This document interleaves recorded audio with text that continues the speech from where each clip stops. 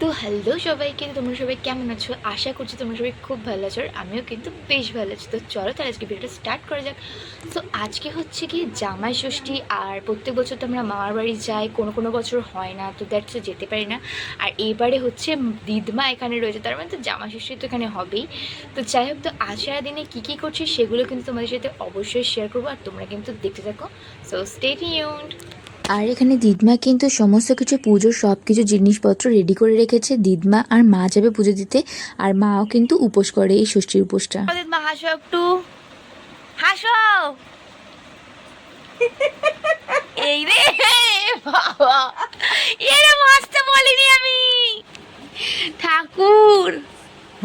তো তোমরা এখানে দেখতে পেলে দিদমাকে আমি একটুখানি হাসতে বলেছিলাম, দিদমা এমন জোরে হেসেছে জাস্ট বলার মতো না। আর যাই হোক, তারপরে কিন্তু ওরা পুজো দিয়ে এসে এখানে বানিয়ে দিয়েছিল কাবলি ছোলার তরকারি, আর সাথে কিন্তু লুচি। তো কিছু কিছু বছর হয় কি আমরা কিন্তু মা বাড়িতে যেতে পারি, আবার কিছু কিছু বছর হয় কি যেতে পারি না।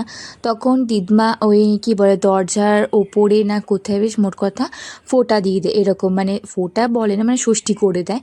আর এবছরও যেহেতু দিদমা রয়েছে বাড়িতে, সেই কারণে এখানেই কিন্তু ষষ্ঠীটা হচ্ছিল, দেখতেই পাচ্ছ।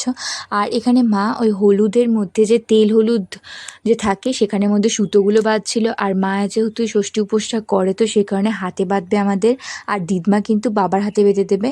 এটাই নাকি রিচুয়ালস, আমি ঠিক জানি না এইসব ব্যাপারে। আর এখানে দিদমা এখানে ষষ্ঠী করছিল, আর আমরা এখানে প্রচণ্ড হ্যাঁ হ্যাঁ হি করছিলাম। আর আমাদের নিয়মে পাখা দিয়ে হাওয়া করা জামাইকে ওটা নেই, আর সেই কারণে করা হয়নি, নয়তো অনেকের বাড়িতে হয় দেখেছি, সেটা বেশ ভালো লাগে। আর এইখানটা তো ভীষণই মজা করছিলাম আমরা সবাই মিলে, ভীষণই ভীষণই আনন্দ করছিলাম। আর এখানে তার সাথে তিতলি দিও ছিল, অনেক হই হুল্লোড় করছিলাম এখানে।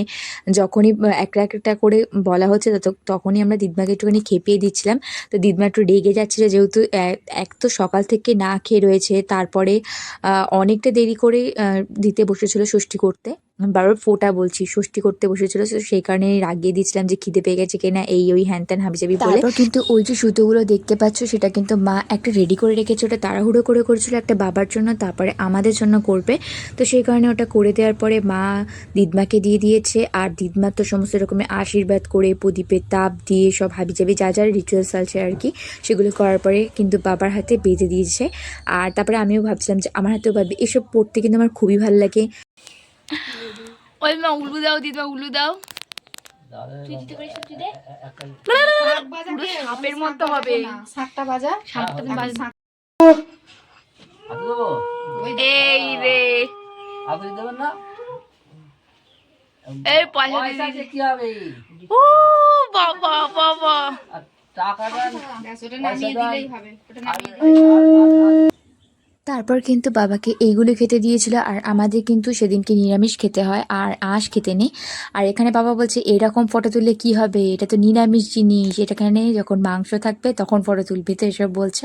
আর এই দেখো দেখতেই পাচ্ছ, এখানে আমাকে ফোঁটা দিয়ে দিয়েছে, সাথে তিতলি দিয়ে এসেছিলো বলেছিলাম, তো সবাইকে দিয়ে দিয়েছে। তো ফার্স্টে দিয়েছিল দিদমা, দেন তারপরে মাও কিন্তু সবাইকে আস্তে আস্তে ফোঁটা দিয়ে দিচ্ছিল। তারপরে যে তেল হলুদ মাখানো যে সুতোটা থাকে, তো সেই সুতোটা মা বেঁধে দিচ্ছিল, আর এটা আমাদেরকে মাই বেঁধে দেবে, দিদমা বাঁধবে না। যাই হোক কেন কি জানি, তবে এটুকুই বললো, সেটুকুই শুনলাম। আর এটা কিন্তু প্রত্যেকবার বেশি দিন লাস্টিং করাতে পারে না হাতে, খুব জোরে 2-3 দিন যাবে, দেন তারপরে হয় ছিঁড়ে যাবে, নয়তো আর এত জোরে সুতোর মতো টাইট হয়ে বসে থাকবে হাতে, মানে পুরো একদম রক্ত জমে যাওয়ার মতো অবস্থা হয়ে যায়। বেশ ভালো লাগছে না এবার দেখতে, আমার এগুলো করতে কিন্তু খুবই ভালো লাগে। আর কালো কাঠটার ওপরে বেশ ইয়েলো জিনিসটা বেশ ভালোই মানাচ্ছে, তাই না? তারপরে কিন্তু আমি এখানে এই যে হলুদের ফোঁটাটা পরে নিয়েছি, তারপরে এখানে একটু ঢং করে নিচ্ছিলাম। আর কি করবো, বেশি মুখটা দেখাচ্ছিলাম না এই কারণে, কারণ আমি পুরো চুপচুপে করে তেল দিয়েছিলাম আগের দিনের বেলা, মানে আগের দিন রাত্রিবেলা দিতে আমি ভুলে গেছিলাম, তো সেই কারণে এখনই দিয়ে দিলাম, আর সেই জন্য সেই ভালো মতো আসছিলাম না। আরেকটা আরেকটা আরেকটা। এই নিয়ে ঠাকুরের জিনিস নিয়ে এরকম পড়ো করে পড়ো করে চিকু, করিস পড়ো না। না, ওরাও তো ষষ্ঠী ঠাকুরেরই বাহন তো। তো প্রত্যেকবারে যে কোনো ফোঁটা হোক, সেখানে কিন্তু আমরা চিগুকে দিই, কুকুরটাকেও দিই, যাই হোক ওরা কিন্তু ভগবানেরই একটা অংশ, তাই না? তারপরে কিন্তু খেয়ে নিয়ে একটুখানি রেস্ট নিয়ে তারপরে আমি রেডি হয়ে গেছি। আর যেহেতু দেবজিৎ আসছে, তো সেই কারণে আমরা একটুখানি বেরোবো, যখন যখন ওর তাড়াতাড়ি একটু অফিস ছুটি হয়ে যায়, তো ম্যাক্সিমাম টাইমই ও এখানে চলে আসে, দেন আমরা এখানে একটুখানি ঘুরি, একসাথে ঘুরি ফিরি খাই তাই। আর তারপরে এখানে দেখতে পাচ্ছ সন্ধেবেলা যেহেতু হয়ে গেছে, আর এখানে ওরা কিন্তু সিরিয়াল দেখতে স্টার্ট হয়ে গেছে। আচ্ছা বলো তো এটা কী সিরিয়াল চলছে? তারপর কিন্তু এখানে পার্কে এসে দেখছি ওরে বাপরে, জাস্ট দেখো আজকে এত ভিড় হবে ভাবতে পারিনি।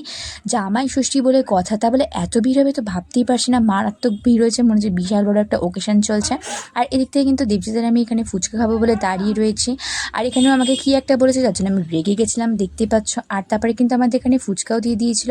আর এই দিদিটার দোকান থেকে ফুচকাটা এত সুন্দর মানে বানায়, জাস্ট আমরা প্রত্যেকবার এখান থেকেই খাই, হেভি সুন্দর মানে হেভি সুন্দর বানায়। সেটা আমরা খেয়ে নিয়েছিলাম। দেন তারপরে এখানেও পেমেন্ট করছিল, এখানে আমি দাঁড়িয়েছিলাম। আর আমি অনেকক্ষণ ধরে বলছিলাম একটুখানি দেখ, টাকা টাকা।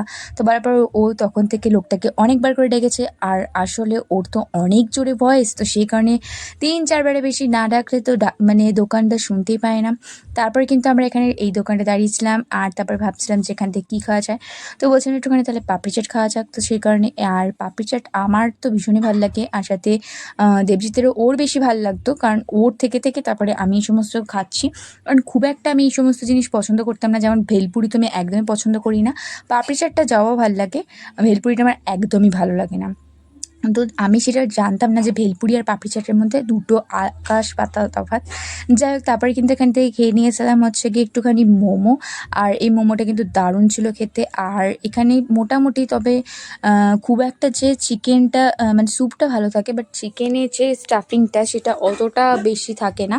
আর এইখানটা আমরা দাঁড়িয়েছিলাম এখানে একটা সেলফি তুলবো বলে, আর এই জায়গাটায় কিন্তু আমরা প্রত্যেকবারই এখন সেলফি তুলি, ফটো তুলি।